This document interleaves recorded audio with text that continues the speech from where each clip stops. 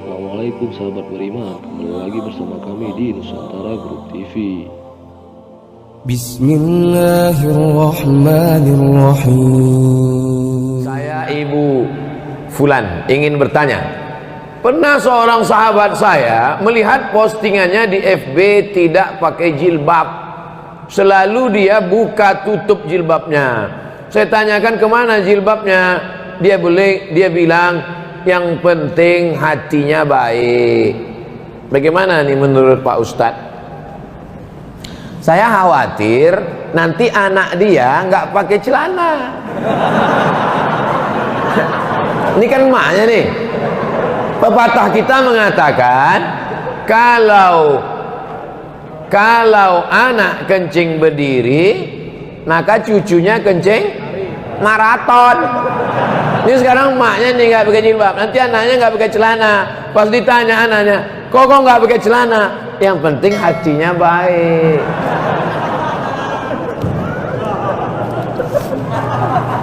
Saya tanya, apakah Sayyidatuna Aisyah itu hatinya nggak baik?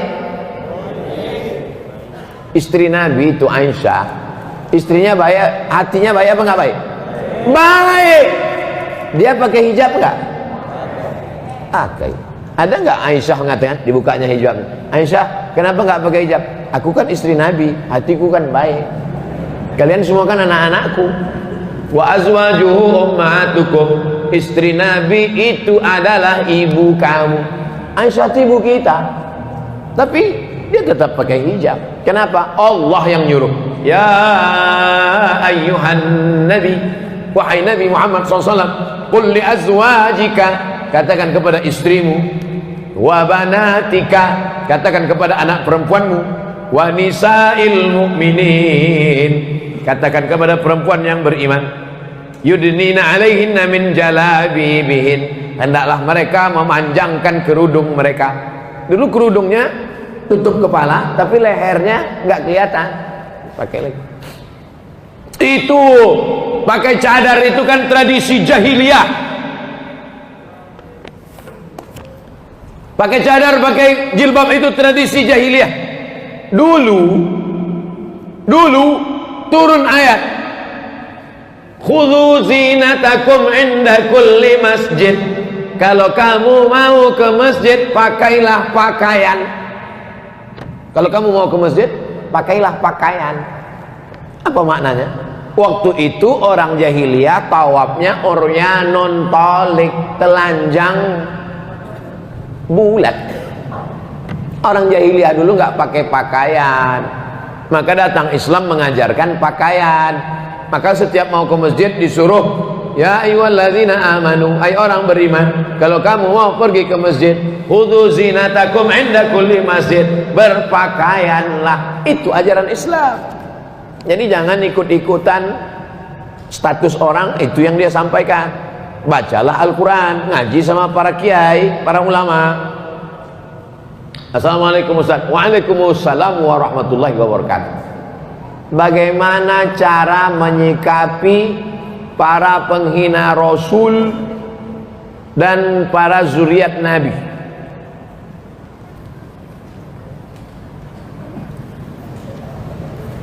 Kalau engkau punya kekuasaan, kau tegakkan hukum. Man ra'a minkum munkaran falyughayyirhu biyadihi. Sebagaimana Abu Bakar Umar. Abu Bakar mengirim pasukan kepada penghina Rasul di kampung namanya Yamamah. Nama orangnya Musailamah. Kirim pasukan. Dipancung kepala Musailamah. Yang memancung namanya Wahsy. Wahsy lah dulu yang membunuh Hamzah bin Abdul Muttalib. Tanganku ini dulu yang memancung kepala Hamzah. Hari ini aku memancung kepala Musailamah. Kalau dulu sebelum Islam ini memotong kepala sahabat Nabi, paman Nabi. Sekarang setelah Islam ini memancung kepala musuh Allah Subhanahu wa taala. Kalau sanggup punya kekuasaan. Yang tak punya kekuasaan, fabilisani, dengan lidah. Jangan hina Nabi, jangan hina zuriat Nabi, dengan suara. Tak juga sanggup takut dengan mulut, dengan hati. Diam aja lah. Kalau kau tak sanggup membela, diam. Boykot. Jangan lagi pakai mobil Prancis. Jangan lagi pakai deterjen Prancis. Jangan lagi pakai susu, teh, kopi Prancis. Pakai aja kopi tai musang.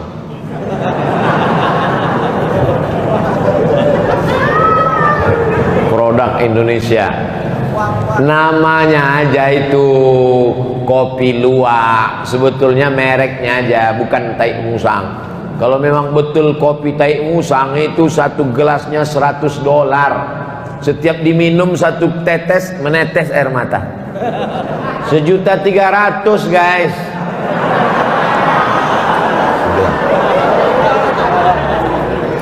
Jadi apa, ketika Denmark dulu membuat karikatur Nabi, Denmark dulu yang pertama, waktu itu Syekh Muhammad Said Ramadan Al-Buti masih hidup. Coba ketik di YouTube, Syekh Muhammad Said Ramadan Al-Buti, orang Suriah, ceramahnya lembut. Syekh Muhammad Said Ramadan Al-Buti kalau ceramah lembut. Assalamualaikum warahmatullahi wabarakatuh, lembut. Tapi begitu dia cerita tentang penghina Nabi di Denmark, hadzal fa'rul qadar, kata dia, ini adalah tikus-tikus yang kotor, najis. Jangan kalian biarkan produk-produk Denmark berada di rumah kalian, di WC kalian, di kamar mandi kalian. Illa Rasulullah, semua tidak apa-apa kecuali Rasulullah. Jangan sampai kalian hina Nabi Muhammad sallallahu alaihi wasallam. Ulama jangan sampai dihina. Kalau agamamu dihinakan, ulamamu dihinakan, dan kau diam, maka gantilah bajumu dengan kain kapan.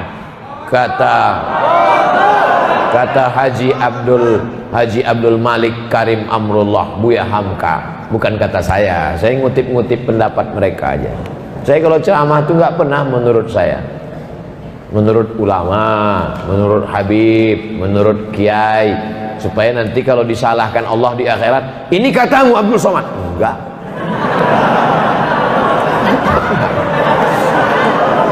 Saya enggak berani menurut saya. Mana pernah saya ceramah menurut saya? Enggak. Yang selamat di akhirat itu nanti saya. Karena saya enggak pernah pakai menurut saya. Sampaikan Al-Quran, sampaikan hadis, sampaikan fatwa ulama, sampaikan pesan para habaib, sampaikan pesan para kiai, cerdaskan umat. Habis waktu baca doa, selesai pulang. Habis waktu 1 jam. Tadi saya mulai jam 6 kurang 15, sekarang jam 5 kurang 15. Sesuai tertulis di botol 600 ml. Apapun makanannya, minumnya tetap az-zikra water. Pakailah produk dari saudara kita sendiri, sehingga kalau ekonominya maju, dia akan makun masjid. Kalau ekonominya maju, dia akan sedekah. Jangan kau kayakan orang lain. Kalau duitnya banyak, dipakainya berjemur di pantai, tak pakai kolor. Pakailah, minumlah minuman santri dari pondok pesantren Sidogiri. Kau minum makanan, kau makan makanan yang halal, kau minum minuman produk saudaramu, maka itu sudah kau ikut membangun masjid, membangun pondok pesantren, membangkitkan ekonomi umat. Saya alhamdulillah sampai hari ini semua saya endorse, dari mulai kerupuk sampai keripik. Kalau ada jamaah datang bawa kerupuk 2 bungkus, senyum, saya sudah tahu dia pasti minta endorse. Mana di kerupuknya? Jamaah dimanapun berada, belilah kerupuk ini, dapatkan di toko terdekat, hubungi nomor berikut ini, persediaan terbatas. Ada lagi yang mau endorse? Astaghfirullahalazim, astaghfirullahalazim, astaghfirullahalazim, alladzi la ilaha illa huwal hayyul qayyum wa atubu ilaih.